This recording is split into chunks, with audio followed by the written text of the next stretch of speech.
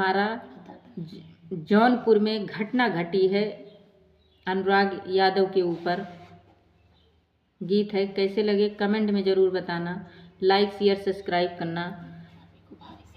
और बहुत दर्दनाक से मारे हैं उसको, उसी के ऊपर गीत है।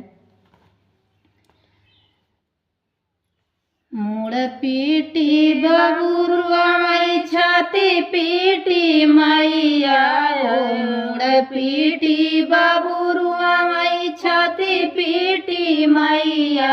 अरे अला रे मालिया परनवा नीरा दैया, अरे अला रे मालिया परनवा नीरा दैया। पाँचई बहिनिया के बिचावा दुलरुआ, पाँचई बहिनिया